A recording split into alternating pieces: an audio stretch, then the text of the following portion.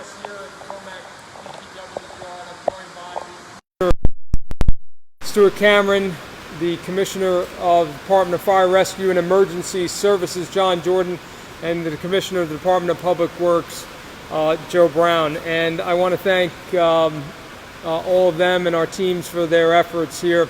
We are in what is now the peak of the storm.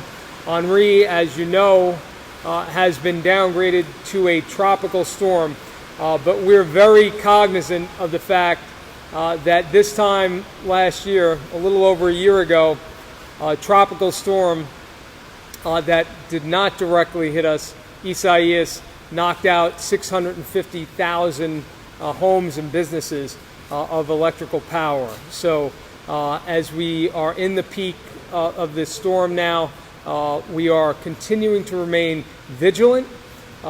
We know that there has been good news with this storm, and it really is a reminder of how difficult it is to predict trajectories. Just a few days ago, this was not on our radar as a storm of great significance. This was a tropical storm that was going to be off the coast, and then took a hard turn to the west. And yesterday appeared like it could be the first time in more than 3 decades that Long Island would be seeing a direct hit from a hurricane. And of course, you prepare for the worst, you hope for the best, and that's what we have been doing and everyone here has been doing. So good news, downgraded from Category 1 hurricane to a tropical storm. The other bit of good news that started late last night was the storm tracking east. I got word that the storm had shifted about 10 to 15 miles east late last night, and in the overnight hours, that trajectory continued, pushing the storm further east. Now those impacts are still here. The heavy rains, the concerns about surge, high tides. We're seeing the high tide coming now on the North Shore, on the East End. All of those concerns are still there about flooding, about high winds.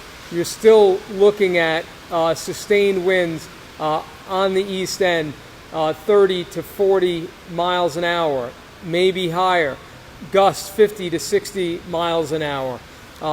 You're seeing likely high winds on the western end as well. We could see strong bands of rainfall continuing throughout the day, the night, into Monday. So this is a big storm.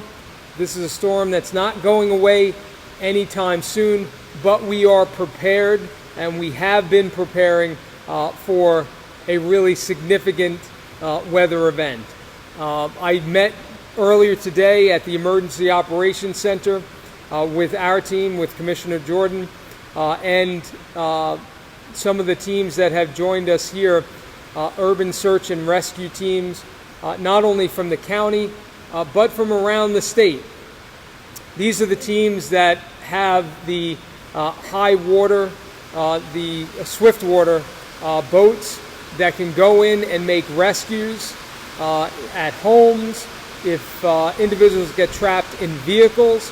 And so we were briefing, I attended the briefing for these teams that came from around the state: New York City, the FDNY, NYPD, New York State Police brought in one of their urban search and rescue teams. We also had a team that came down from Erie County, and I want to thank them. I want to thank their leadership, their county executive polling cars, colleague of mine. It really is an example of how people come together, and we come together in New York to work together when crisis comes. And that's what's happened here. Those teams are deployed. They are ready to go out on the North Fork, the South Fork. Here in the middle of the county, we have on the North Shore and the South Shore, those teams ready to do rescues, ready to provide assistance if necessary. In the overnight hours, we had 20 families, 20 or so, seeking shelter in our shelters with the American Red Cross, mostly on the eastern end of the county. Those shelters remain open, and we will continue to operate them as necessary. The Emergency Operations Center opened at 4 p.m. yesterday. We are continuing to track the storm there. As I mentioned, I was there earlier during a briefing and visiting with the various agencies that are staffing so that we coordinate the response to the storm. Department of Public Works, we have crews that are strategically placed throughout the county, ready to follow up on whatever damage occurs and to immediately get to work, working with PSEG to do cleanup and to clear the roadways, getting it ready for power restoration as needed. Suffolk County Transit service is suspended today. We'll provide additional updates about when that service may be back online. And we are continuing to let people know about the important numbers, the Red Cross. You can call 1-877 Red Cross if you need shelter space. If you have a non-emergency, 1-631-852-COPS. Call that number in a non-emergency.